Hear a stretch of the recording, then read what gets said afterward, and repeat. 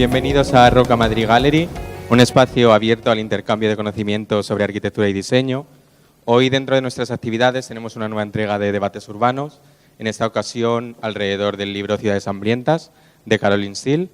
Quiero dar la bienvenida a los ponentes, Jorge López, Irene Gijón, Enrique Encabo y, por supuesto, a nuestros moderadores, Magdalena, Jorge, bienvenidos. Espero que disfruten y, les dejo con ellos. Gracias.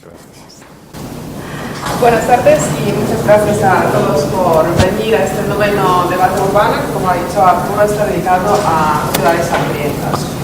Presento a nuestros ponentes. Está con nosotros Jorge Conde, que es Deployment Chief Manager en European Bauhaus, ¿sí? Si no me equivoco, Jorge, y en Fundación Cotec. Irene, que es bloguera y escritora con el foco puesto en el cambio climático, y Enrique Encabo, que es doctor arquitecto, profesor y arquitecto en estudio. También está con nosotros Jorge Ponce, director de Broadway Marian, coordinador de Club de Lecturas y también el coordinador de los debates urbanos. Ciudades hambrientas es el título del libro de Caroline Steele, que nos hará de hilo conductor esta tarde.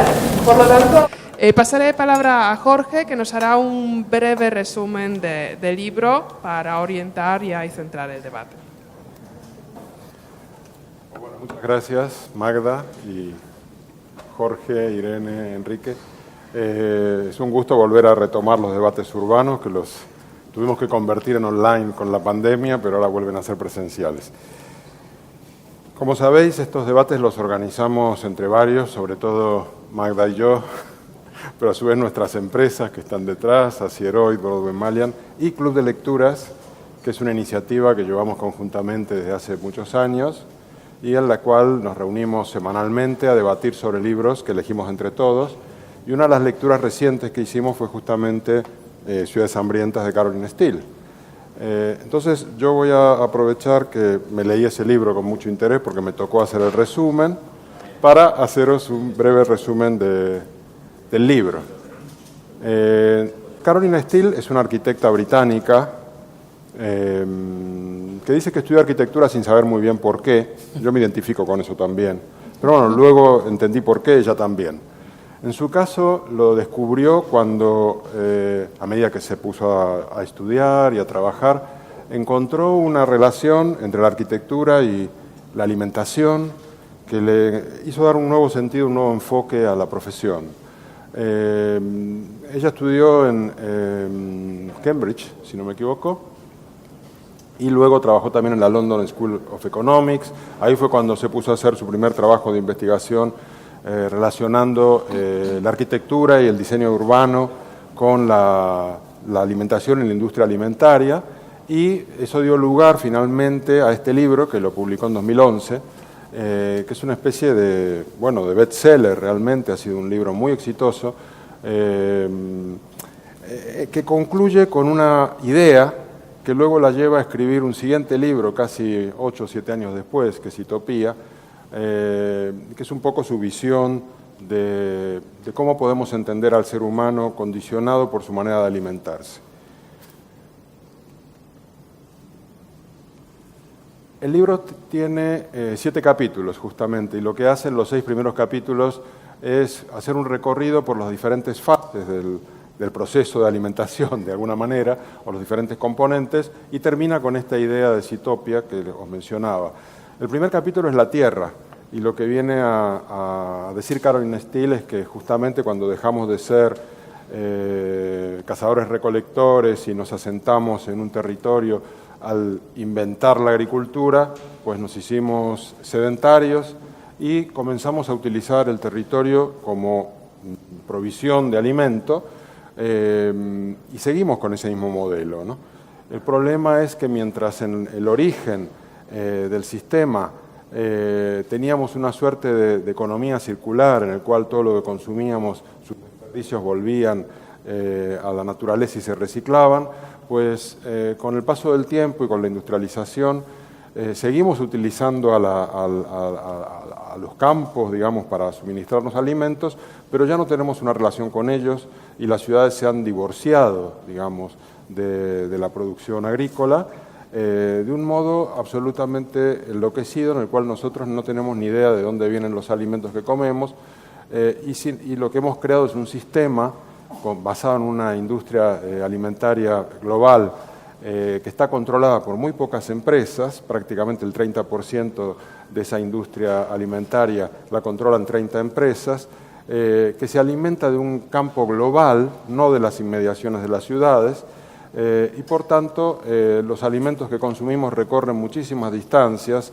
y es altamente insostenible, tanto desde el punto de vista energético como de contaminación, factor de cambio climático y demás. Y además a esto se añade el hecho de que con la prosperidad casi todas las, digamos, la gente que prospera en su calidad de vida comienza a consumir más carne, y ese proceso de consumo de más carne requiere de mucha más superficie de territorio para producir los cereales que alimentan los animales, al punto de que si nosotros nos alimentásemos solamente del producto agrícola, requeriríamos mucho menos territorio, una décima parte del territorio que ahora estamos utilizando, debido a que tenemos que alimentar animales que después nosotros vamos a comer. Es decir, que es una especie de situación un poco aberrante. En el segundo punto, el de abastecer la ciudad, justamente lo que viene a decir es que las ciudades se han quedado divorciadas de su entorno inmediato. Con el transporte tipo ferrocarril o digamos el transporte marítimo, se ha logrado hacer grandes desplazamientos del alimento, de tal manera que las ciudades ya se han hecho, digamos, independientes de su entorno inmediato y dependen de ese sistema de suministro global. El caso que ella más refiere es el caso de Londres, que fue una capital metropolitana atómica, pero que la mayor parte del alimento era importado, lo sigue siendo, al punto de que el 95% de las frutas que se consumen en Reino Unido hoy son importadas, el 50% de las verduras son importadas. Es un sistema totalmente no resiliente, digamos, dependiente de un sistema de suministro global. El tercer punto, en el mercado y el supermercado, ella analiza los orígenes del aprovisionamiento de alimentos a través de los mercados, en donde los productores agrícolas se acercaban a la ciudad y exhibían su producto y allí lo comprábamos, con el sistema en el que terminamos finalmente, que son basados en una economía de escala. Grandes productores venden su producto en grandes empresas de distribución, los conocidos supermercados, que no tienen un afán de mejorar nuestra alimentación, sino que tienen un afán de lucro, y donde todo se basa en la estética de los alimentos. Hay una previsión de gran desperdicio. En Estados Unidos, por ejemplo, de todos los productos que se exhiben en los supermercados, un 50% va a la basura porque no son consumidos. Es decir, hemos montado un sistema de derroche absoluto de la producción de alimentos. El cuarto capítulo hace un análisis de la evolución del espacio cocina y cómo el espacio cocina, sobre todo en el mundo anglosajón, se ha ido como reduciendo hasta convertirse en un espacio casi secundario en las viviendas para calentar la comida en un microondas, pero no para cocinar, porque digamos, el conocimiento necesario para cocinar se ha perdido, sobre todo en el mundo anglosajón, y se ha visto reemplazado por grandes empresas de precocinados. Cuenta algún caso en Reino Unido increíble, que son grandes naves con millones de operarios que están vestidos como si estuviésemos en una central nuclear, preparando unas comidas cada vez más con más glamour, de alguna manera, sino el que tú te puedas, el día que llegas a tu casa cansado, te pides un pato a la naranja y te lo traen enseguida. Es como que se va distorsionando el sentido de qué es lo que comemos, y este tipo de empresas nos está permitiendo acceder a un supuesto alimentación de lujo, pero basada en el uso intensivo de grasas, azúcares, sal, y por supuesto son pésimas desde el punto de vista de nuestra propia salud, ¿no? En la mesa es el capítulo en el cual ella analiza cómo el hecho de reunirse para comer es una parte de nuestra cultura como humanos, pero cómo también la sociedad capitalista muy acelerada y que conduce al individualismo, ha hecho que cada vez le demos menos tiempo y menos espacio a comer, sobre todo en los países anglosajones. Ejemplo de los empleados que comen en el escritorio de su oficina o que comen solos en la barra de un bar. Digamos, si no le damos el tiempo a la comida, digamos, Caroline Steele en ese sentido es una defensora de recuperar el tiempo para comer, lo que se conoce como el movimiento Slow Food. Luego, en el 6º capítulo, habla sobre los desperdicios, que es un tema casi como despreciado por las ciudades. Las ciudades preindustriales eran economías circulares en la cual todo lo que se desperdiciaba volvía y se reciclaba. Pero la ciudad industrial es una ciudad que al principio niega la existencia del desperdicio. De hecho, también se genera un concepto de lo sucio y lo contaminado, un concepto que se desarrolla mucho en Estados Unidos. La cocina es el espacio de lo sucio y lo contaminado, y por tanto tenemos que tener cuidado con los microbios, y toda esa visión que no tiene nada de natural, porque en la naturaleza el concepto de sucio no existe, pues hace que en las ciudades se viva una apariencia de limpieza, pero un trasfondo de enorme podredumbre y desprecio de los desperdicios que no son reciclados y que se van acumulando en vertederos o que se echan directamente a los ríos o al mar. Y el caso de Londres es increíble, porque Londres a mediados del siglo XIX estaba prácticamente nadando en sus propios desperdicios, al punto de que hubo toda una temporada que se recuerda como la Gran Pestilencia, en la cual no se podía ni permanecer en las casas, el Parlamento no podía funcionar, tuvieron que poner una serie de cortinas con unos productos químicos para poder soportar el olor que había, por el hecho de que habían desbordado todos los pozos sépticos y todos los sistemas de desagüe, no estaban preparados para esa gran metrópoli, y ni tenían no habían pensado nunca realmente en el tema de los desperdicios, y a partir de ese momento es cuando se hacen grandes obras de ingeniería para mandar todas esas desperdicios al mar, lo cual también no deja de ser insostenible y una gran locura. Finalmente, Caroline Steele nos habla de su concepto de Citopia, que es el que desarrolla luego en un libro que sacó ahora en 2020, que es algo así como que vivimos en un entorno condicionado por nuestra alimentación, y si asumimos ese punto de vista y cambiamos nuestra forma de comer y de alimentarnos, pues vamos a cambiar nuestra forma de organizarnos como sociedad, nuestra forma de organizar las ciudades, y poder mejorar incluso también como personas. No digo más, hay muchísimo en este libro, yo lo recomiendo vivamente, y paso la palabra a Magda y a los ponentes que tienen mucho más que decir. Muchas gracias, Jorge, por este resumen breve pero lleno de contenido del libro.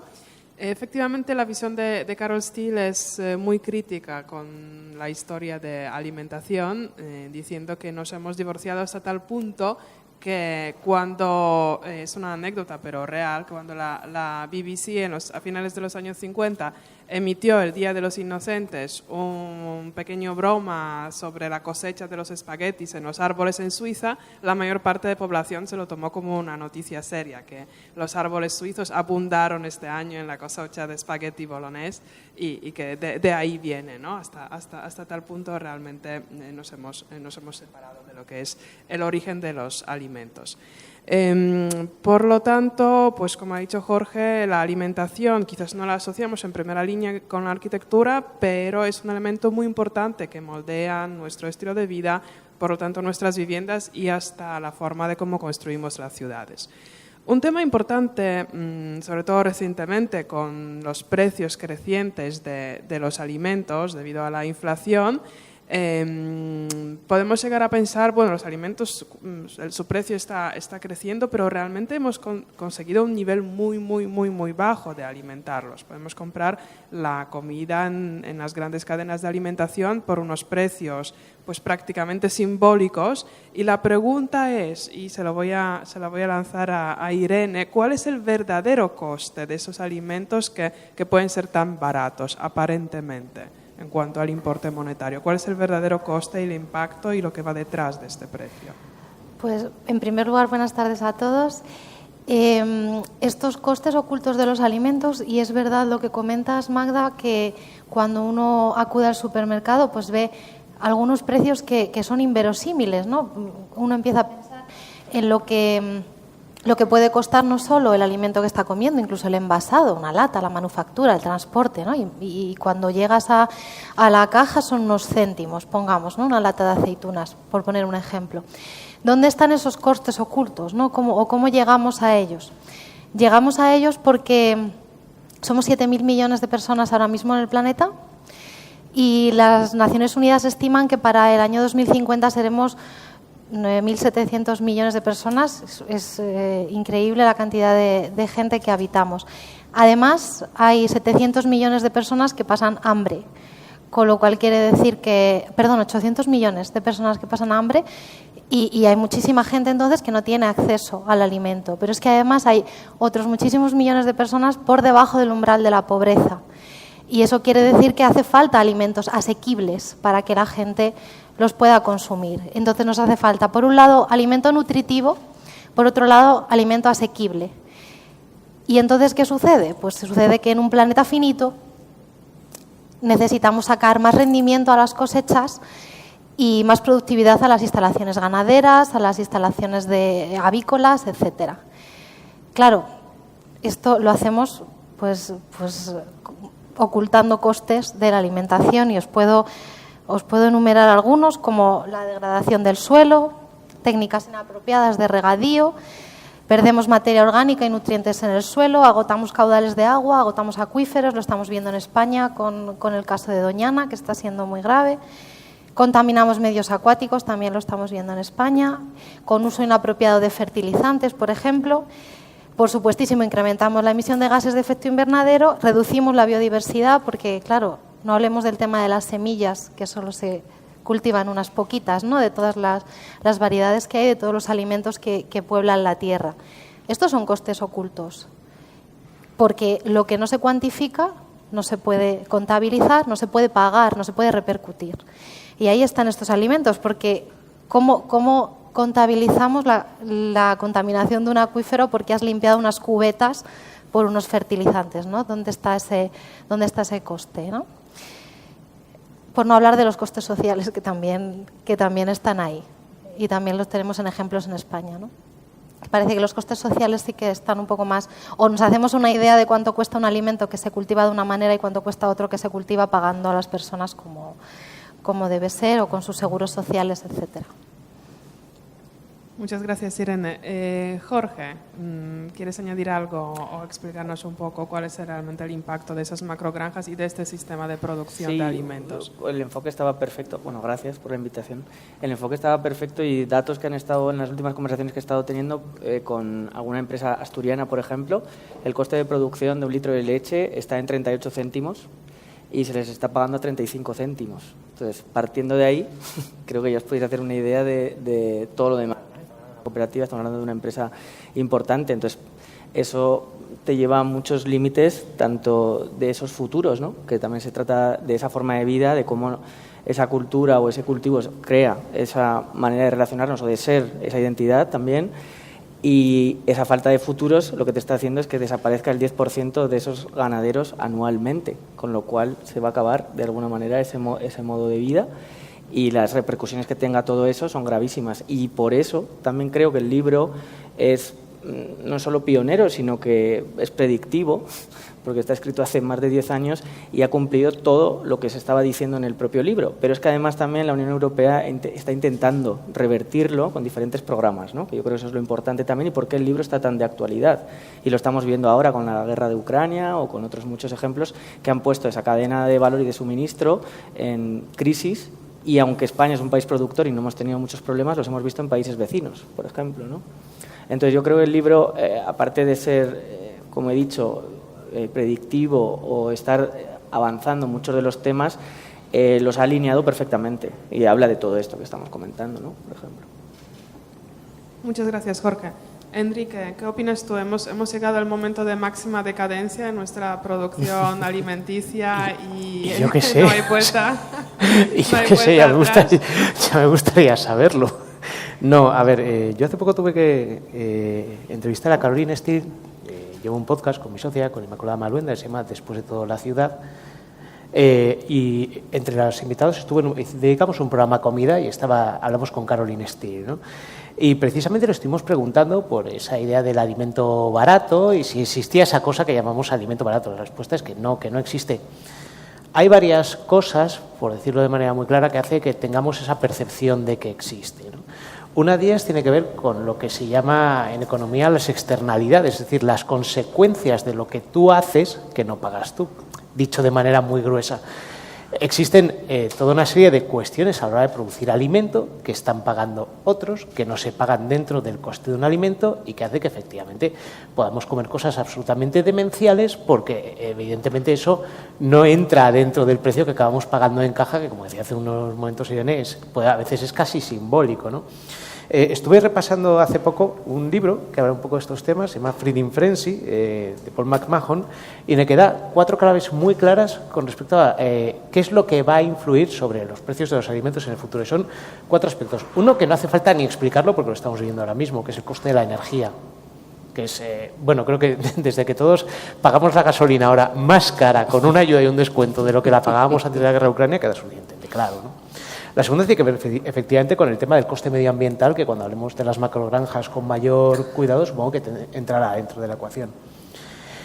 El tercero, que va a ser clave, que va a ser, evidentemente, tú estabas diciendo que existe la posibilidad de que el planeta alimente a mucha más gente, pero vamos a tener que cultivar nuevas tierras y va a haber que pagar que determinadas tierras que hasta ahora no han sido cultivables, entre otras cosas, porque no era cómodo hacerlo, puedan serlo. Y la mayoría de esas tierras creo que el 60% están en África y en Sudamérica.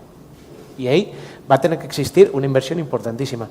Y el último, por supuesto, el aumento de la demanda, que es una cosa que no estamos hablando, pero que existen países como China que se están urbanizando rapidísimamente, que están subiendo rapidísimamente el nivel de vida, y toda esa gente está cambiando su dieta. Pues una de las cosas que Jorge, yo lo hablo muchas veces con Jorge, o sea, el PIB, lo que comes está absolutamente relacionado. Es lo mismo. Te comes el PIB, tal claro, cual. Hay gráficas que hablan del crecimiento del consumo de determinados tipos de alimentos y van en paralelo al crecimiento de la economía de China, ¿no? Las proteínas. O sea, tú ves la gráfica de proteínas y ves la gráfica del crecimiento de la economía de China y es literalmente en paralelo, ¿no? Entonces, ¿os acordáis hace unos años como una broma como muy extendida en un debate? Porque creo que era Zapatero, le preguntaron cuánto valía un café. Sí. Y hubo como una risa generalizada porque dijo 90 céntimos. ¿Cómo 90 céntimos en Madrid? Sí. No, el precio de León, claro, lógicamente. Bueno, creo que era el precio de la cafetería del Congreso. Exactamente, el precio de la cafetería del Congreso. Sabía el precio, pero claro, bueno, pues yo creo fuera que eso es muy significativo. Sí. O sea, realmente no tenemos ni idea de lo que valen las cosas.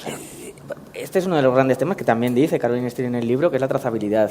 Y es una de las grandes respuestas que ahora mismo tenemos, y tenemos herramientas tecnológicas. Hay una web, trace.earth, de Visuality, una empresa española que se dedica a la visualización de datos muy complejos, que ha hecho que se cambien determinadas compraventas de determinadas partes de esas selvas que estamos agotando vinculadas a determinadas producciones. Es decir, el tener controlado dónde y cómo se está produciendo está generando cambios de modelos también políticos o estratégicos de esa compra, ¿no? De determinados alimentos.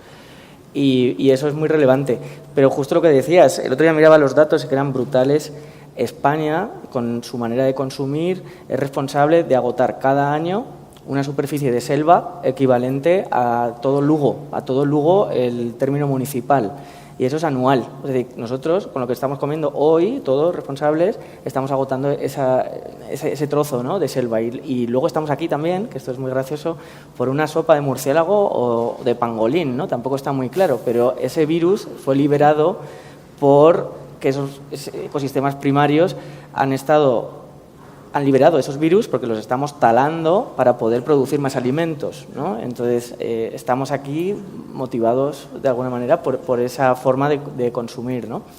Y que todo eso viene también de un mercado, ¿no?, que es la primera red de distribución e innovadora, ¿no?, también por otro lado. O sea, que se junta todas las escalas de las que habla Caroline Steele y cada vez es más actual, vamos. Muchas gracias. Habéis hablado de estos macroindicadores, ¿no?, costes ocultos de la alimentación, de las nuevas geografías de producción alimenticia, y al final Jorge lo ha aterrizado en responsabilidad individual que recae también sobre nosotros, ¿no? La pregunta es hasta qué, o sea, si podemos ser realmente, si podemos desarrollar esta responsabilidad alimenticia individual y de alguna manera casarlo con la propuesta de Jane Jacobs y de la vida en proximidad, vida del barrio, huertos urbanos, vida en definitiva en una pequeña escala reducida y con una alimentación también de proximidad. Carolyn Steel es bastante crítica con los microhuertos, o no lo ve como una alternativa a las macrogranjas, pero ¿cómo lo veis vosotros? ¿Veis que desde el punto de vista de arquitectura o diseño de la ciudad, a nivel de vida del barrio y de 15 minutos, ahí se puede incorporar también el elemento de producción alimenticia responsable? Jorge. Es una muy buena pregunta porque ese es el gran debate que está ahora encima de la mesa en los modelos urbanos de todas las ciudades, empezando por Madrid, ¿no? y el bosque metropolitano u otros que están intentando que la ciudad produzca de alguna manera o se intente llegar a un equilibrio. Por otro lado, todo lo que nos están diciendo el kilómetro cero viene de lo que dice también Caroline Steel de Von Tunnel, ¿no? De esa medición de cuáles son los límites de crecimiento de la ciudad antes de que llegara el ferrocarril. Y eso es muy importante porque de alguna manera ese es el modelo sobre el que ahora estamos intentando aplicar nuestras formas de consumo y de producción.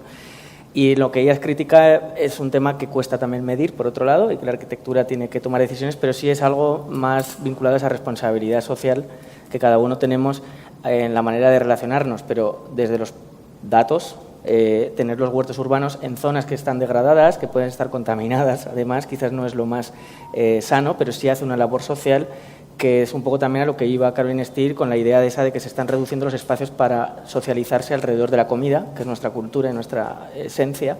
Y desde ese punto de vista quizás hay que revertirlo y todas estas líneas yo creo que van a apoyar. O sea, es decir, es bueno que Madrid tenga un mapa de huertos urbanos y que los colegios estén allí y que los niños tengan huertos en sus colegios. De esto también se habla, ¿no?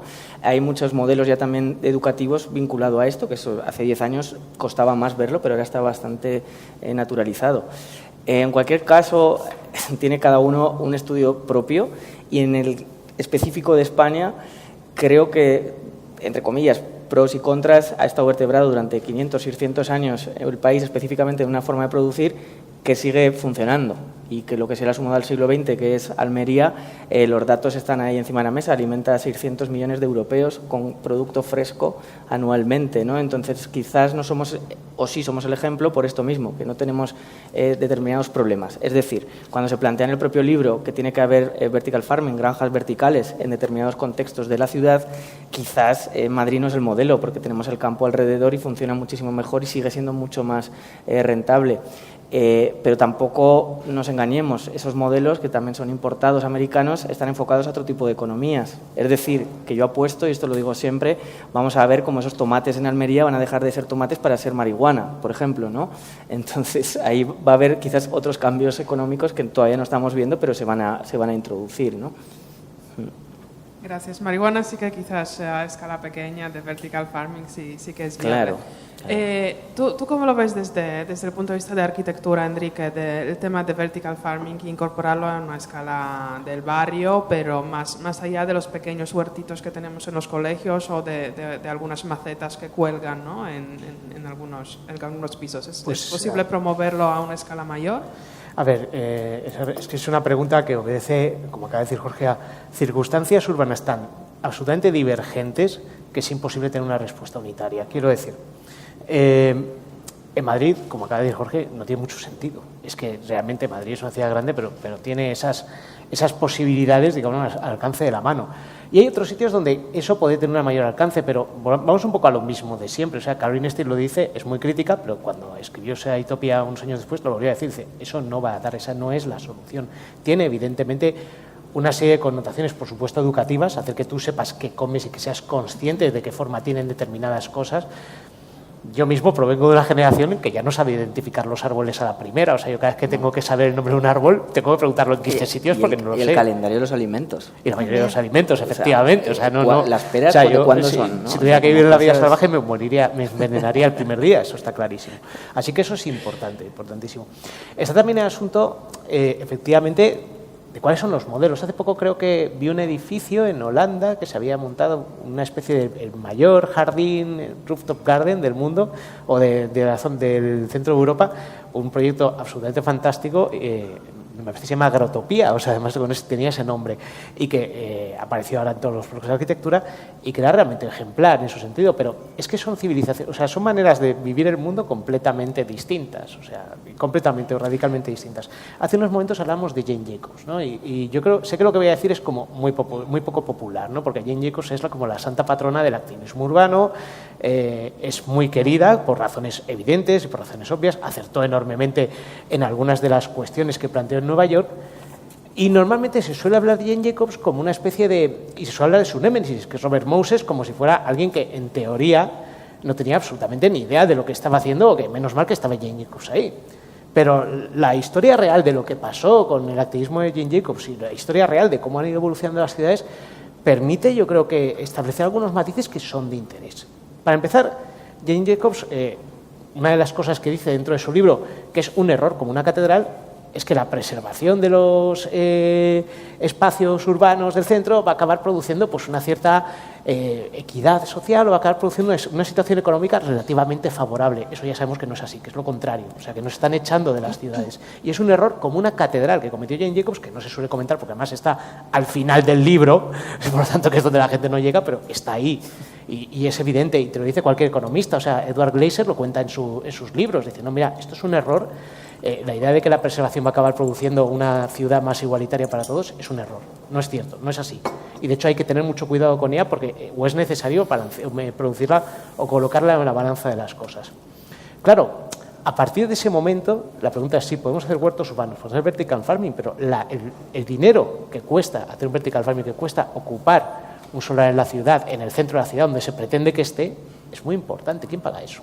Eso también es una cosa que nos tenemos que empezar a plantear. Sí, eso tiene que ver con lo de Von Thunen, ¿no? Que medía cómo en los anillos, cómo la producción hasta ese ferrocarril se hacía y el precio iba, cuanto más te alejabas, más barato, y la producción era más económica, y entonces se cultivaban determinados alimentos en esos anillos. Hoy lo vemos clarísimamente en Idealista, es obvio.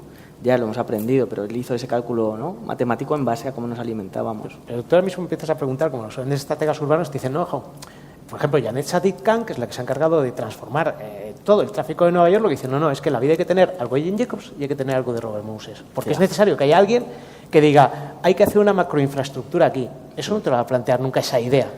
Eso no te va a plantear nunca esa idea. Y la idea de tener esa capacidad de decisión política tan brutal que es necesaria para dominar un monstruo como son las ciudades, y sobre todo las ciudades a las que tendemos, y las ciudades a las que tendemos desde el punto de vista de la comida, a mí me parece absolutamente necesario. No es que venga yo aquí a defender a Moses, pero lo que quiero decir es que es necesario dejar de establecer una historia maniquea de buenos y malos, claro, porque nadie se encarga de llevar Nueva York si sencillamente son piernas, así de claro.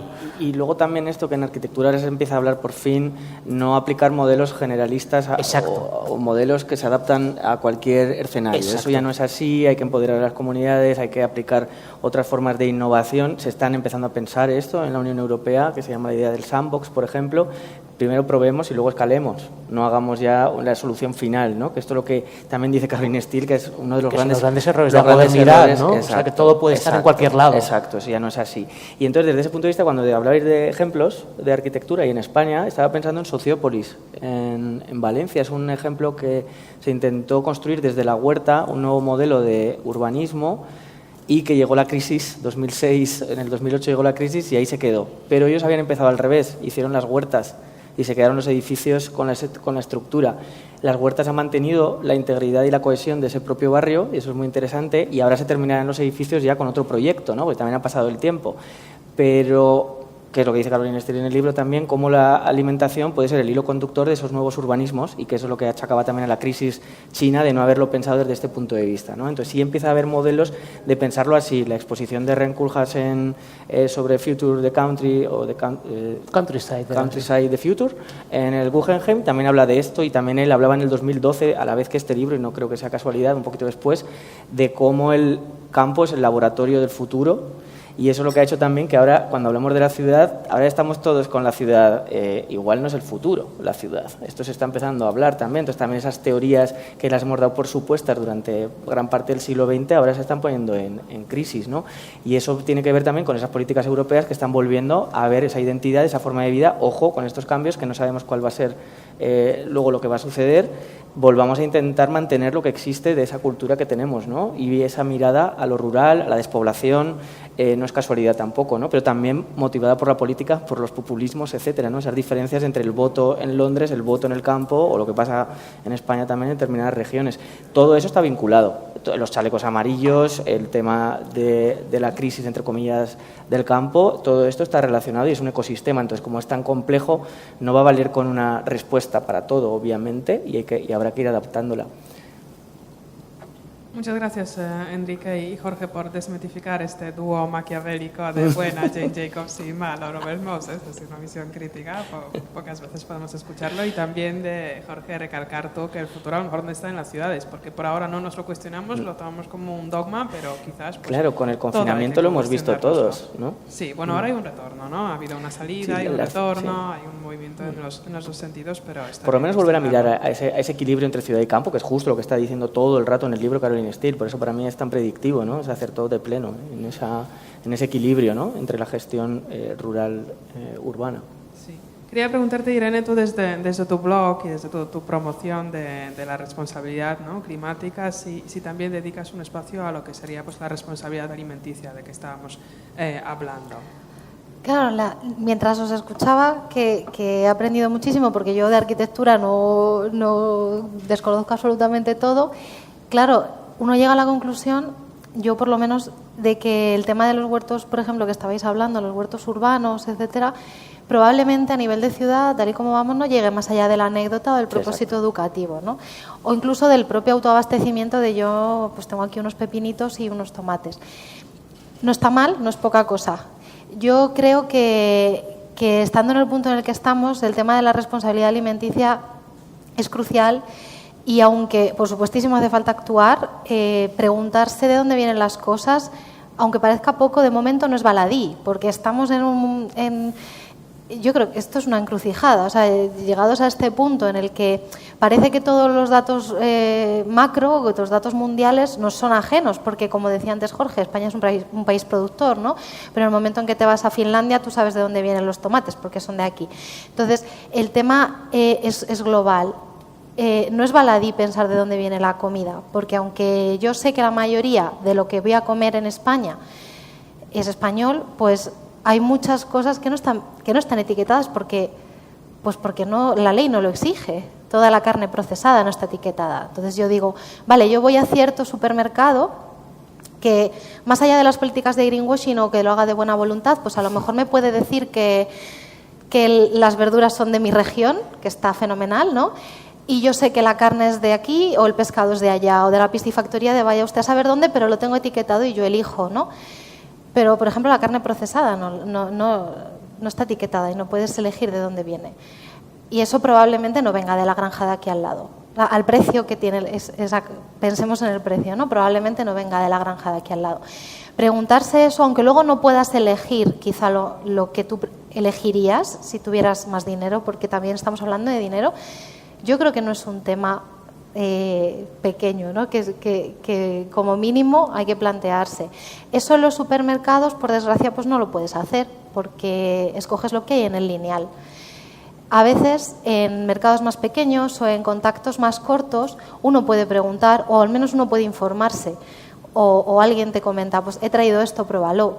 Eso en un supermercado probablemente no lo puedas hacer, aunque yo sí que veo que muchos pues van mejorando sus políticas, porque claro, pues porque también la sociedad lo demanda, pero no se sabe uno bien dónde se mueve la línea, ¿no? Entre el quiero mejorar y esto es lo que quiere mi clientela, vamos a dárselo, lo hacemos. Y el poder que tienen, porque ellos son los que cambian los precios. Es decir, que al productor de leche le paguen a 35 en vez de a 38 no lo decide el señor del mercado.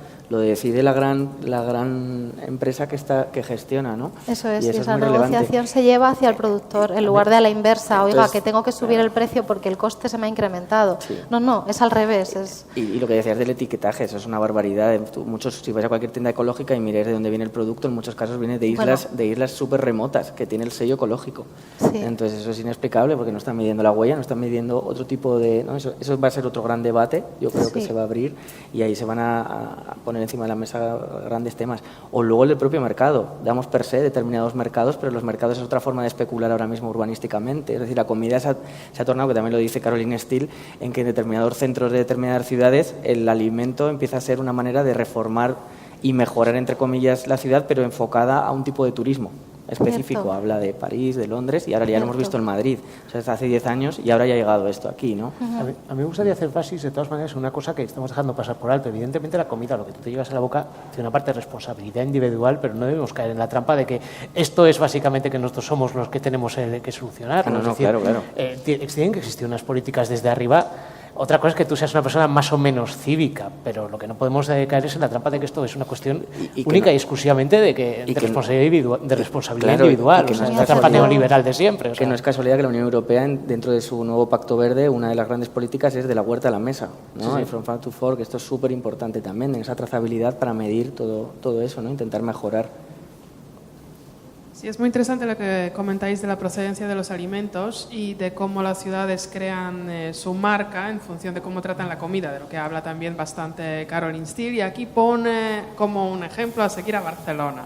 Yo no sé si es porque ella conoce a Barcelona, porque Parece. viene mucho a las conferencias Parece, de Barcelona, ¿a que sí? Parece que Yo lo he sí. pero pensado en mucho definitiva eso. lo contrapone mucho con la cultura anglosajona, donde la gente ni siquiera mira ni las etiquetas ni manipula la comida. Lo que decía Jorge, pues desconoce por completo de dónde vienen los alimentos, qué se hace con ellos, simplemente los consume en modo fuelis para ganar energía y como fuente pues de funcionamiento diario.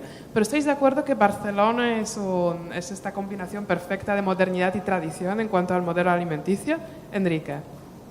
No conozco tanto el modelo alimenticio de Barcelona como para tener una opinión fundamentada. Sí creo, o desde luego mi impresión, es que que en España existen varios modelos por lo menos igual de buenos. O sea, sinceramente, no creo que sea algo muy particular. Jorge tiene una opinión mucho más radical al Sí, respecto. un poco, porque sí lo he estado mirando, y Barcelona sí tiene, por ejemplo, en Mercabarna tiene una línea específica de ecológico.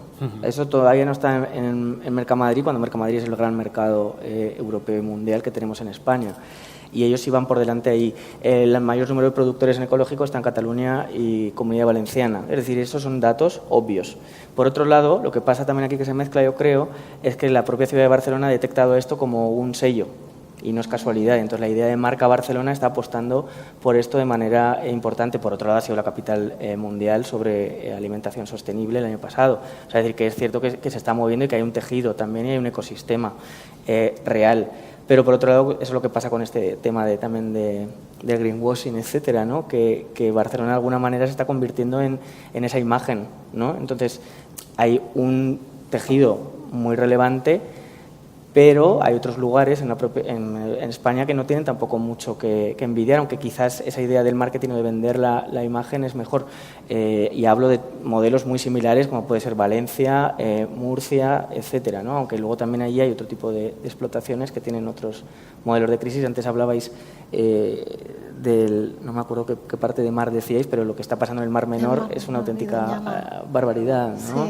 Sí. Y bueno, o sea que hay otros lugares también donde está pasando, ¿no? Y en cuanto a políticas urbanas, Barcelona fue pionera con parques agrarios, etcétera, de modelos que luego se han ido replicando, pero eso ya se ha instaurado también, o la protección de la huerta desde el punto de vista de la arquitectura y del urbanismo, ¿no? Como pasa en Murcia o en Valencia, pero también Madrid ahora mismo está un poquito por delante en esto, es decir, se ha creado ese anillo verde, ese Madrid, ese bosque metropolitano que fomenta esa producción también de alimentos, o el IMIDRA, la propia comunidad que tiene los agrolabs como un lugar de experimentación para unir ciudad y campo e integrar a personas, ¿no? Desde lo ecológico. Muchas gracias. Las ciudades, en definitiva, de alguna manera siguieron este proceso de uniformización, ¿no? Dictado por la industria alimenticia, una McDonaldización, ¿no? Porque ahora podemos comer absolutamente lo mismo, o sea, comiendo algo ya no podemos detectar si estamos en la Ciudad de México, en Barcelona, en Londres o en New Delhi. Entonces, ¿pensáis que es la industria alimenticia que ha moldeado de alguna forma y ha uniformizado las ciudades? Irene. Algo hay. Yo creo que, yo me imagino que sí. O sea, el hecho de que yo pueda viajar miles de kilómetros para tomarme el mismo café y que me sepa igual, algo hay. Es que es indudable. Bueno, dicen que no por el agua, pero bueno, algo tiene que haber. A mí personalmente es una tendencia que me desagrada mucho, porque creo que perdemos todos. Creo que el alimento también es cultura y yo creo que perdemos todos en eso. Y que el sumum de la cultura o de la modernización sea uniformizarnos a todos, a mí personalmente creo que nos hace flaco favor. A mí una de las cosas que más me gusta de viajar es precisamente entrar en un mercado a ver qué hay y cómo está y qué se come, ¿no? Y efectivamente pues coincido con vosotros en que no sabía hasta qué punto, pero veo que coincidimos, que al hilo de la pregunta anterior, en España también hay ejemplos magníficos de mercados que también lo están haciendo muy bien. Me llama mucho la atención que mencionara la boquería, pero claro, pues menciona uno porque este libro pues se publicará en muchos sitios, ¿no? Y yo creo que incluso en mi barrio, claro, pues el tema arquitectura, el tema cómo lo uno con la comida, pues en mi barrio pues no, porque mi barrio es lo que es, pero también tengo un mercado, ¿no? Estamos yendo a los mercados para preservarlos, para que no se conviertan en esos atractivos turísticos de un canapé a X euros, que no quiero mencionar, porque al final, para preservar un edificio, lo conviertes en otra cosa, ¿no? Entonces, pero eso también estamos yendo a los mercados nosotros, ¿no? Y lo de la uniformización, pues a mí pues me da esa sensación y creo que sí que está sucediendo. No sé, a nivel arquitectura, a nivel... Yo es que creo que tenemos que decidir, o mejor dicho, tenemos que ser conscientes y tener una visión un poco más madura con respecto a determinadas cosas. Lo digo por ti, por supuesto. Pero quiero decir, hace poco cuando Sergio El Molino decía una cosa, decía, mira, hay una sensación cuando viajas por España en que te levantas, vas a la calle central de donde sea, dice, a mí me ha pasado que había un momento en que no sabía en qué ciudad estaba porque estaba el mismo Bershka, la misma tienda de ropa, la misma cafetería y tal. Dice, eso tenemos la imagen de que es muy negativo, por supuesto, pero también tiene una connotación positiva y es que consigues que la gente se sienta parte de un mismo territorio o sienta que tiene acceso a cosas muy similares o que forma parte de un mismo tejido. Es muy discutible, por supuesto, que comprarte ropa en determinada franquicia provoque eso, pero lo cierto es que lo provoca, o en determinada gente lo provoca. Y hay una parte que, desde luego, existe. También hay otra cuestión que tiene que ver con la presión del turismo para ir a determinados sitios. La idea de que puedes ir a un sitio para ver un cuadro concreto también es que puedes ir a un sitio para comer determinada cosa concreta. Eso acaba produciendo que se sigan manteniendo determinadas costumbres culinarias en sitios que de otra manera pues sería más difícil mantener. O sea, eso es así. Y tenemos que empezar a entender que todo este proceso que normalmente vemos desde un lado tiene una doble cara que se puede aprovechar. Tiene una doble cara que se puede aprovechar y que es necesario entenderlo en toda su complejidad. O sea, no podemos decir, no, es necesario, porque es que muchas de estas comidas, muchas de estas prácticas, muchas de estas culturas que estamos diciendo, sin la existencia de una red global son imposibles de mantener, imposibles. Esa idea es una romantización también de cosas que provienen de otras culturas, que provienen de otros momentos, que provienen de otras economías, que provienen de otros modos de vida, que no echamos nada de menos y que desde luego que nos ha dejado atrás no nos echa nada de menos en absoluto. Y eso creo que es importante por lo menos tenerlo en cuenta. Según lo que decías, pensaba en lo que siempre, y lo dice también Caroline Steele, que las celebraciones siempre están vinculadas a la comida, ¿no? O sea, irte a comer, lo veíamos en San Isidro, ¿no? Las gallinejas. ¿Cuándo más comes gallinejas? En Madrid, ¿no? Por ejemplo.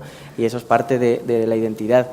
Pero por otro lado, desde la arquitectura, ahora estamos viendo que esa idea de está todo homogéneo en cuanto al diseño de interiores de los restaurantes, por ejemplo, ¿no? Y ahora Madrid es capital probablemente del mundo en cuanto a restauración, con aperturas constantes de la élite y con proyectos súper innovadores.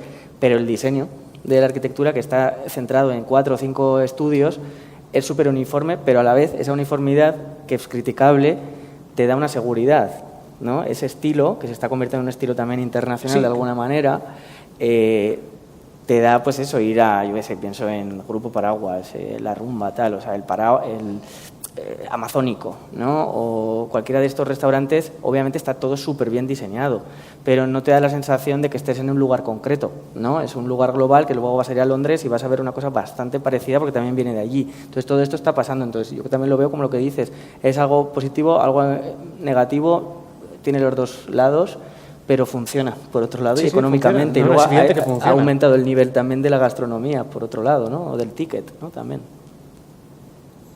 Sí, lo que estáis comentando es que de alguna manera se construye esta identidad global, ¿no? Identidad casi de la humanidad en base a la uniformidad de marcas y entornos, y por otra parte el diseño uniforme nos da esta sensación de seguridad que algunos autores, no es Caroline Steele en este caso, hablan de que nos cuesta romper esta barrera cognitiva y no ir a Starbucks, porque Starbucks ya lo conocemos, ya sabemos de lo que va, pero si estamos no sé, en Katmandú, pues a lo mejor la cafetería que nos parece un poco sucia y las sillas destartaladas, y pues no vamos a atrevernos a probar, vamos a ir a Starbucks.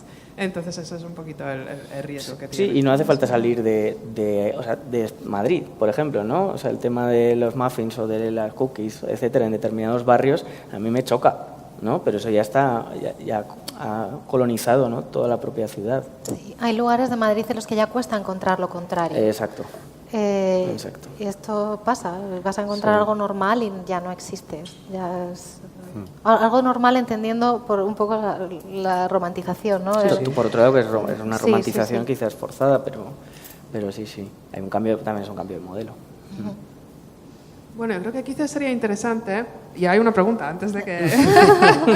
Fenomenal, pues adelante. Una pregunta y una observación.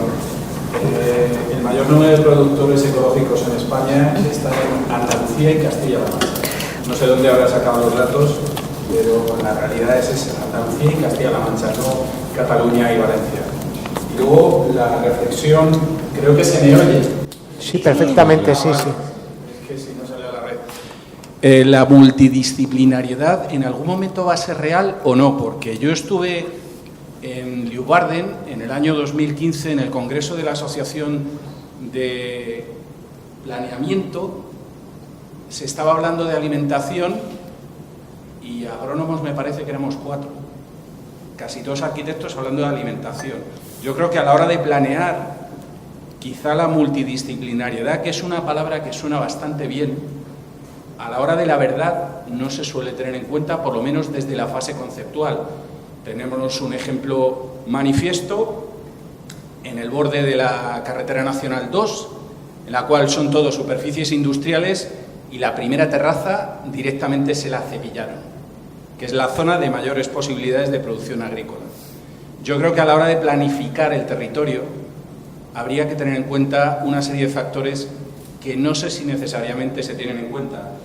Yo participé como jurado en el concurso de bosque metropolitano dentro de la ciudad de Madrid, y las propuestas que se hicieron para las diferentes zonas del bosque metropolitano,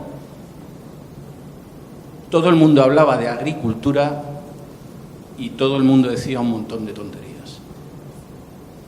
Se hacían propuestas que visualmente eran estupendas, eran chachis, eran chulis, pero a la hora de la verdad eran cosas que no son reales.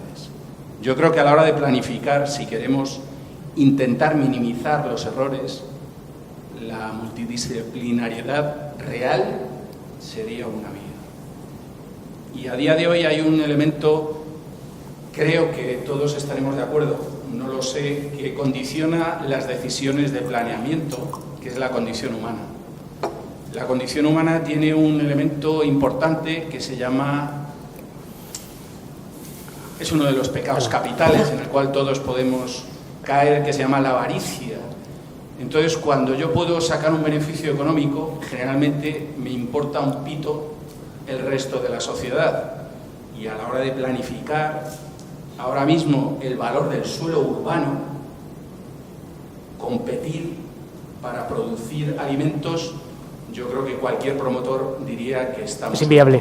Es inviable. Y lo que cuesta una producción en vertical a nivel agrícola, lo mismo.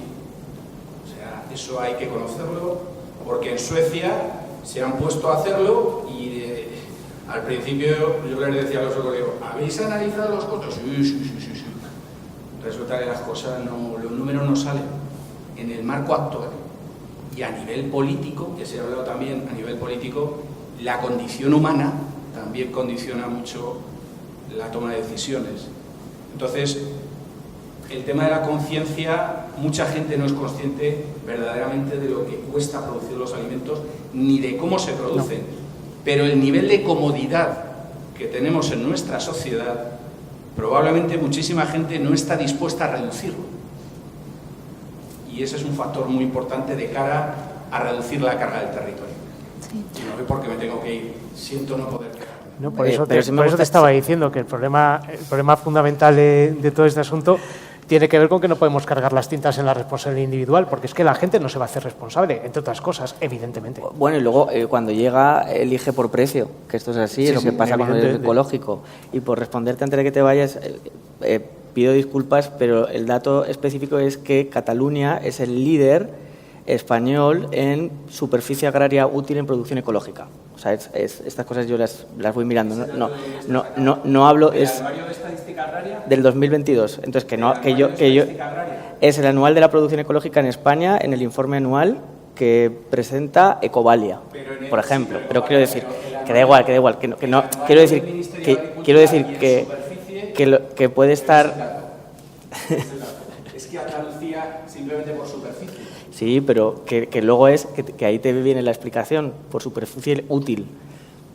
Dice que da igual, no voy a entrar en este debate, pero que cuando yo digo las cosas las he mirado, ¿vale? O sea, puede ser otro dato diferente, porque los datos son así. O sea, cuando se habla, por ejemplo, de la cifra de personas que pasan hambre, según miras, va cambiando. Entonces, aquí depende. Bueno. Pero es que la viña ecológica también es productivo ecológico. Sí, que es un gran debate, pero que, por ejemplo, sí es Mercabarna, sí es la gran producción que tiene una línea en ecológico, por ejemplo, que no tienen otros grandes mercados. Y que es uno de los líderes nacionales, eso también es así. Y que por eso tiene una industria muchísimo más avanzada que en otras regiones, que no quiere decir que sea el líder único, que estaba además vinculado a otra respuesta que tenía que ver con la forma de la ciudad. Gracias, ha sido muy interesante. Gracias a ti. ¿Querías añadir algo? Antes sí, pero bueno. sí, verdad. No, simplemente que yo lo que interpreto como arquitecto también, no como agrónomo, es decir, que soy bastante neófito en el tema de este libro, es que es difícil encontrar una alternativa al sistema imperante, porque ¿cómo haces para alimentar a una superpoblación como la que somos? Y por tanto ella intenta esbozar un modelo que es como una especie de híbrido de producción industrial pero sostenible, que no me termina de quedar claro cuál es, si es viable o no. A mí me suena como una fantasía y al final lo que veo es que el sistema que tenemos es el único posible, y eso sí me gustaría conocer vuestra opinión. Si ese sistema industrializado, que no sabemos de dónde vienen las cosas, que los alimentos recorren miles de kilómetros, que están limitando la variedad de las diferentes especies porque se utiliza la que es más resiliente para poder hacer grandes viajes.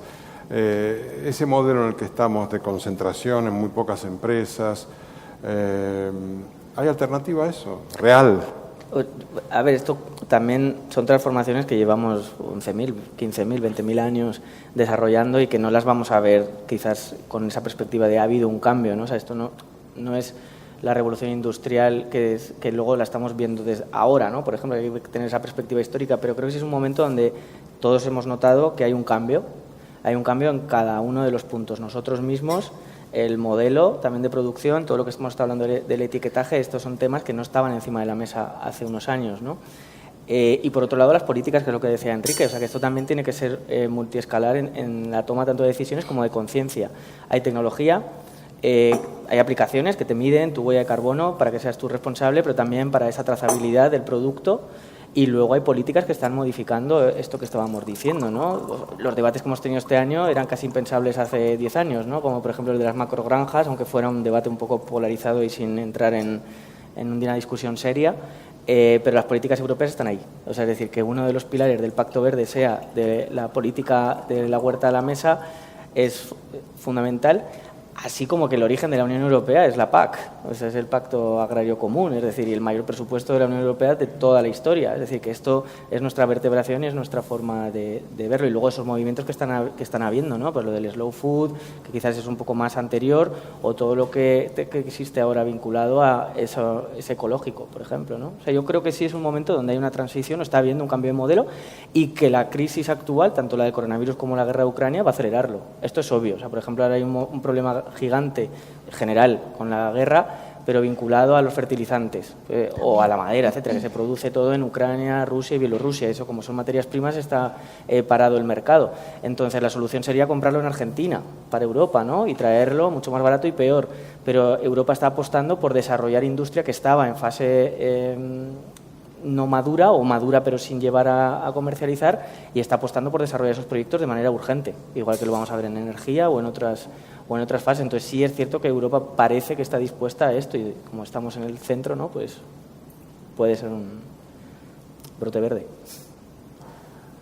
Yo creo que esto es lo que es, pero nosotros es que vivimos aquí y esta es la manera en que a nosotros nos funciona. Exacto. Pero esto no funciona en todo el mundo. Y el mercado de alimentos también es global.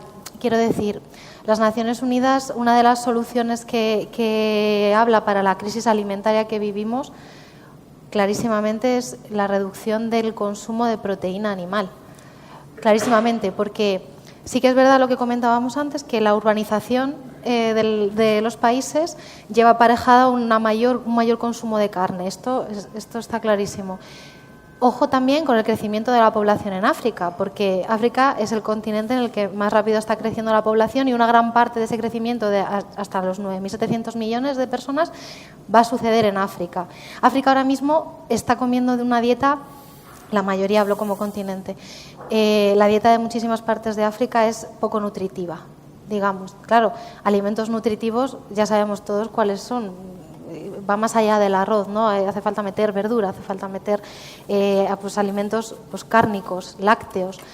Entonces, todo eso ahora mismo a nosotros nos está funcionando porque nosotros vivimos aquí, pero yo creo que sí que hace falta, a través de política pública o a través de incluso la propia responsabilidad hasta donde podamos llegar, porque una de las recomendaciones, una de 5 creo, es reducir el consumo de la carne, porque ahora mismo yo creo que está así la cosa.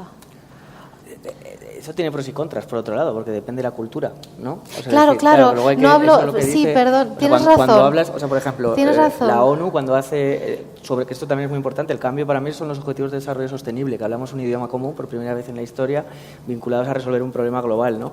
Pero esa idea de dieta planetaria lo especifican muy bien. La dieta planetaria, estamos en 3.000 y pico kilocalorías, bajar a 2.500 kilocalorías. Por otro lado, otros continentes tendrán que llegar a esas 2.500 kilocalorías, pero siempre dicen sin modificar los ecosistemas históricos, culturales, que dan forma a ese territorio. Es decir, el debate sobre la carne modificado o llevado a estos límites que ha habido ahora populistas es creo también peligroso, porque quizás esa desaparición de ganaderos que está sucediendo ahora en España, lo que hay que hacer es revertirla, pero si estamos cambiando nuestra forma de comer y estamos dejando de comer esa vaca, estamos acabando nosotros mismos con esa forma de producir. Te agradezco la puntualización. Entonces, permíteme matizar y voy a decir que Occidente debe reducir la ingesta de especialmente productos cárnicos y proteína animal, porque obviamente otras culturas pues no... Pero asociados a esa producción masiva o de macrogranja, pero enfocando al ecológico, por decirlo de alguna manera, que tampoco existe, básicamente, pero... Uh-huh. Yo es que eso creo que tiene también otra idea que tiene que ver con, efectivamente, que no somos los mismos que hace 50 años, ni comemos lo mismo que hace 50 años, ni que hace 100, ¿no? Hay un nombre que no ha salido, pero que el libro de Caroline Steele lo menciona, y creo que lo menciona cualquier libro sobre alimentación, que es el de Malthus, ¿no? La idea esa de que se acaban los recursos, acabaremos todos... Bueno, yo creo que todos conocemos la teoría, ¿no? En realidad... Eso parecía que iba a tener un punto de crisis a mediados de este siglo, hasta que Norman Borlaug consiguió esa idea de las semillas genéticas, revolución verde, tanto en México como en la India, y de repente los recursos alimenticios del planeta se elevaron profundamente, ¿no? Y la idea que Borlaug consiguiera el Premio Nobel de la Paz a partir de eso, yo creo que no está en absoluto desencaminada. Yo creo que hay una serie de cosas encima de la mesa que no se mencionan o que se mencionan. Yo vuelvo a decirlo siempre, o sea, creo que en realidad todo lo que digo es siempre lo mismo, es que esto no solamente tiene una respuesta. Por ejemplo, a todos los transgénicos nos suenan fatal, pero probablemente sea la única solución para alimentar a la gente, tal cual. Sí. Y que comamos comida modificada genéticamente. Yo sé que esto, de nuevo, no es nada popular, como no es nada popular decir que Ñeñikov se equivoca en algunas cosas, pero es que probablemente no haya más remedio. Hay un personaje, yo creo que es muy conocido, por lo menos dentro del mundo de la arquitectura, que es Stuart Brand, el que hizo el Whole Earth Catalog, que en su momento fue uno de los grandes gurús del hippismo en los 60 y uno de los discípulos aventajados, digamos, del pensamiento más avanzado de Buckminster Fuller, ¿no? Y hace unos años sacó un libro que era el Whole Earth Discipline, que claro, la gente se volvió absolutamente loca porque ese señor que en los 60 hablaba de energía solar, comunidades autosuficientes, para decir, necesitamos más centrales nucleares, energía nuclear, más comida modificada genéticamente, más carne no sé qué, más transgénicos. Decía, es que los números son así y de hecho muchas veces no sabemos que estamos comiendo lo que estamos comiendo. Él ponía un caso como súper gracioso, que a mí me ha hecho mucha gracia dentro del libro. Decía, es que en realidad, como tenemos un pensamiento a veces que no somos capaces de pensar las cosas en toda su complejidad, solamente somos capaces de ver uno de los ejemplos. Dice, hay un caso de transgénico súper absurdo que es de la papaya en Hawái. Dice, en Hawái hubo un virus que empezó a afectar al árbol de la papaya, tuvieron que trasladar los cultivos y solamente toda vez que consiguieron modificar genéticamente las semillas para que resistieran al virus, fue cuando se volvió a exportar la papaya de Hawái original, bueno, la original, la modificada, y que sigue comiendo todo el mundo. Dice, eso, pese a la idea de las empresas que tenemos todos, eso no lo hizo una empresa, lo hizo la gente, consiguió la gente hacerse con la patente de esa semilla y eso no produjo ningún tipo de disrupción económica, que en realidad es uno de los grandes problemas de ese tipo de situaciones. Las disrupciones económicas tan brutales que existen. Sí. En el libro de Carol Steele aparece el nombre de una activista india contra los cultivos transgénicos, que es Vandana Shiva, que es un nombre como muy conocido, y me lo he encontrado en otro libro radicalmente diferente, que es El hambre de Martín Caparrós. Curiosamente, Martín Caparrós tiene un enfrentamiento directo con ella diciendo, mira, es que lo que tú estás defendiendo de la agricultura tradicional a ti te suena muy bien, pero un agricultor tradicional indio no tiene con qué vivir, es imposible. Dice, aparte de que la idea de comida natural, tal y como la percibimos, es muy diferente a comida natural tal y como la es. El propio Martín Caparrós lo decía, dice, yo a veces voy por los mercadillos de Sudamérica y le tiro fotos a las frutas y las mando a mis amigos y mis amigos son incapaces de reconocerlas. No. Es decir, porque es que es así, porque es que no existe una cosa como la naturaleza estándar a la que estamos acostumbrados. Entonces tenemos que empezar a ver también, efectivamente, si esas ideas de la tecnología aplicada a la comida y a veces directamente a lo que nos metemos en la boca, la carne sintética sería otro caso, es algo que vamos a tener que aceptar sí o sí. No nos queda otra. Yo lo siento. Gracias, Enrique. Me gusta que estés sacando ideas impopulares. Tu discurso Ya, bueno, no. Ya no venía a hacer amigos. Me recuerda un poco el libro de Stefan Pinker en defensa de la ilustración, que para frenar el progreso necesitamos más progreso, por lo tanto, más carne, más transgénicos, pero esa es la visión americana. Más energía nuclear. Esa es una visión súper americana. Totalmente. No cambiar nada. Nosotros seguimos haciéndolo, pero produciéndolo de otra manera, ¿no? Y nosotros lo vemos desde otro punto de vista como Europa. Yo creo que también tiene que haber un encuentro, ¿no? Sobre todo porque hay que pensar en África y en Asia, que a veces se nos olvida. Nosotros desde aquí es súper fácil decir cómo tiene que ser la alimentación ecológica o la producción ecológica, pero si luego lo enfrentas a los datos es más complicado, claro. También tomo nota de la intervención del compañero que ya se había marchado, de que quizás debemos de incorporar multidisciplinaridad, ¿no?, en los debates urbanos, en el sentido de que, claro, nosotros proyectamos el discurso siempre en los debates urbanos desde el punto de vista de la ciudad, del urbanismo, de la arquitectura, pero no incorporamos a la voz del campo y quizás tendríamos que escuchar más el campo. Bueno, creo. Es que ahora hay formatos y la Unión Europea lo está pidiendo. O sea, ahora que se habla de la agenda urbana europea y la agenda urbana española, ahí está el modelo de la agenda urbana rural. Esto se acaba de presentar esta semana, por ejemplo. O sea, ellos mismos ya están cambiando rápido para intentar integrar. Y en todos esos debates, ahora mismo yo creo en cualquier plan general se integran o sea, es algo... Sí, pero unos clústeres te preguntan una serie de expertos de distintos campos, exacto. Es inevitable. O sea, ahora mismo eso yo creo que tampoco soy experto, que creo que eso ya se está haciendo, ¿no? También, y lo mismo los procesos participativos a todas las escalas, no solo con personas científicas, sino también con las personas que al final viven en esos lugares, ¿no? Que eso es lo relevante. Y hablando de participación, por si hay alguna pregunta más, comentario, crítica, sugerencia de parte del público. ¿Sí? A mí lo que me ha parecido un poco tremendo es lo que has hecho, Jorge, tú, que se desperdicia el 50% de la comida que hay en un supermercado. En Estados Unidos. Pero ¿qué clase de gestión hacen de sus inventarios? Porque eso es un desastre, ¿no? O sea, es penoso, o sea, cómo desperdician tanta comida. y el problema que supone eso, ¿no? Además, de gestión de residuos y de... Yo no sé si estás un poco al tanto, pero ahora se está empezando a gestionar una ley de residuos de restaurantes que va a generar una disrupción brutal. Se aplica ya, eso es una 2022, o sea, en 2022 estamos intentando saber qué hacemos con la comida de los restaurantes que no se come ahora.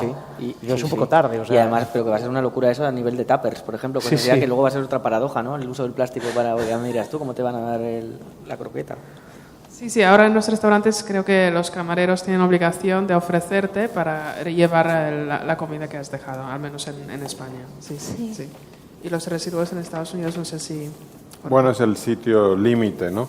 Entiendo que aquí no se llega a esos niveles, pero hablaba, creo, de un 30% en Reino Unido de desperdicio. Sí, es que Reino Unido es otra cosa. Es decir, que... Una aplicación que me dijeron ayer, que todavía no la usé, que se llama... To Go. Ese es un clásico ya, entre comillas, que yo estoy alucinando con Madrid porque está súper bien preparada. Está muy bien. Te la recomiendo porque vas a redescubrir el barrio. Yo lo estoy redescubriendo por la típica Ghost Kitchen, la cocina está donde te hacen lo de los repartos y tal, ahí te dan bastante producto y bastante curioso. Pero claro, empieza a ser algo para mí muy de... digamos, educativo, entre comillas, porque lo recibes a una hora muy específica, no sabes lo que te van a dar, o sea, es algo como una especie de ONG, entre comillas, o sea, es un tiempo que tú dedicas y un dinero que tú dedicas para intentar salvarlo, pero como iniciativa me parece que es tremenda. Yo creo que conciencia y evidentemente también pone en valor un alimento que al final sigue teniendo ese valor, pero que iba a acabar en la basura media hora después, ¿no? Y a mí sí que me parece muy interesante. Hay otras también de marca española, pero tú es que está muy extendida, entonces hay más alternativas también. ¿Cómo se llama la aplicación? To Go. Ahora cuando tenga wifi me la descargo. Sí, muy recomendable. He alucinado con lo que hay, porque te lo dan, pues yo qué sé, en la estación de Chamartín, pues te dan... en un bar, pues tienes que pasar a las 5 y recoges algo que no sabes qué va a ser, pero por 3 euros. Sí. Bueno, o sea, es como un poco así, como sorpresa, que luego tiene gracia. Sí. El tema, yo creo, es que en los supermercados prima mucho también la estética de los productos. Claro. Y entonces preseleccionan, por ejemplo, la fruta, las manzanas adecuadas, y ya de entrada descartan un montón. Aquí mismo Karen Steele lo dice, un 15% de las manzanas en los supermercados de Inglaterra se descartan de entrada porque no tienen el tamaño adecuado ni la forma adecuada, tienen alguna cosa rara, y entonces ya no se va a vender, por tanto las tiran directamente, pero son perfectamente comestibles. Esos datos son muy locos y no hay tampoco una cifra exacta, pero si tú te paseas por Almería y ves los contenedores llenos, eso de pimientos, depende de la temporada, ya alucinas con la cantidad que se está desperdiciando ahí, que sería perfectamente válido, seguro, para introducir en otros lineales, como quien dice. Lo que pasa en el transporte es otro, en Mercamadrid es otro, cuando vas a Mercamadrid y ves los residuos también te quedas impresionado, y luego en el supermercado lo ves a diario. Entonces, es bastante parecido, por ejemplo, que ahora estoy mirando el tema de la madera. O sea, el tema de la madera, para hacer la lámina de madera o el pilar estructural que tú ves en la madera, estás desechando entre el 60 y el 80% del árbol. ¿Entre el 60 y el 80? Las cifras de la madera son brutales para sacar una lámina de madera. Madre mía. Entonces, eso es una locura. Bueno, pero entiendo que no es porque se desprecie, sino porque no hay otra manera de conseguir esa pieza, ¿no? Claro. Entiendo que pero es inevitable. O sea, si tú vas mirándolo en la escala, cómo te va apareciendo, ¿no? O sea, de cómo va convirtiéndose hasta que tú tienes ese producto final, y la madera es circular, pero la alimentación todavía no, entonces eso hay que empezar a mirarlo, claro. No, y luego también hay otra cosa que es que enseguida despreciamos un alimento porque pasó un día o dos y ya consideramos que puede estar malo, entonces lo tiramos. Digamos que tenemos como un cierto asco y un miedo al alimento cuando ha pasado un par de días.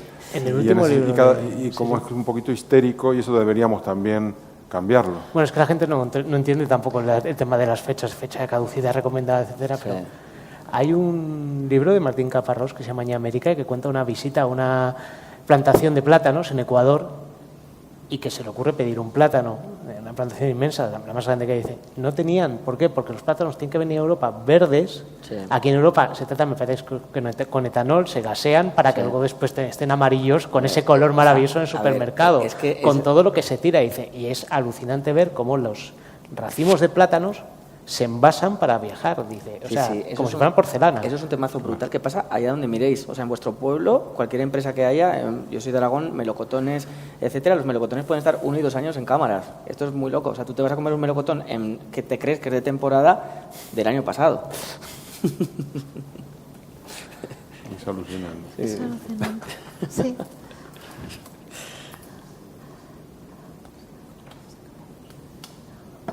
Bueno, si no hay más preguntas o comentarios, yo creo que daremos... Sí. Por poner algo positivo en el... Bueno. Joder, Claro. pues yo estaba muy contento. Lo Pensaba último que que... hemos comentado es que el otro día el telediario me sorprendió gratamente que en un colegio se habían dado cuenta que había mucho desperdicio de comedor y habían involucrado a los niños que cuando habían terminado la hora de comer lo empaquetaban, lo metían en unas máquinas y lo dejaban en unas máquinas expendedoras para que la gente que no podía ir del pueblo comer y tal, lo cogiera gratis. Y dices, qué buena idea, porque les han explicado a los niños a hacer una labor social de ayudar a la gente a aprovechar los recursos. Vamos, me parece la bomba. Digo, bueno, esta es la noticia. Digo, por fin una noticia positiva en el telediario.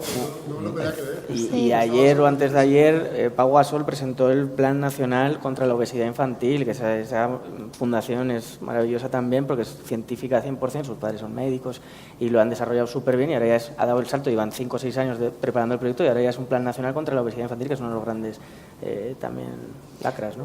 Globales, pero... El tema del desperdicio en cocinas de este tipo es que está, claro, la ley tiene que ir adaptándose a eso porque las trabas hasta ahora eran tales que donaciones como esas pues eran inviables completamente. Entonces, claro, la ley tiene que ir mejorándose para que poder envasar eso, porque en este caso es necesario envasarlo por motivos de seguridad, para que eso se pueda trasladar a entidades que lo necesiten o a personas que lo necesiten. Pero es de verdad, también es una locura que eso estuviera pasando y que no se estuviera haciendo nada por eso. Y es famosa esta señora, y no recuerdo cómo se llama, pero la llaman la madre de las croquetas o algo así, que lleva años en el Congreso de los Diputados con un tupper de croquetas luchando por esto precisamente, que el desperdicio alimentario en los colegios pudiera canalizarse y no fuera tal desperdicio, ¿no? Sino que fuera un compartir o un aprovechar. Pues sí, efectivamente es un ejemplo de que se puede hacer algo desde la pequeña escala, ¿no? Que aunque no podemos luchar contra los gigantes de la industria alimenticia y parece que no hay un sistema alternativo viable por ahora, pero desde abajo se puede promover este tipo de iniciativas. Bueno, yo creo que llegó la hora de agradecer a los ponentes, a Enrique, Irene, Jorge y a Jorge Ponce, pues la organización y las ponencias y el debate, a todos vosotros que habéis venido, a Roca de habernos acogido y a Cieroid, Broadway Marian y Club de Lecturas como organizadores de este debate. Así que muchísimas gracias y ahora Roca nos invita a una copa, así que podemos continuar aquí el debate más distendido en la planta de abajo. Muchísimas gracias. Gracias. Gracias.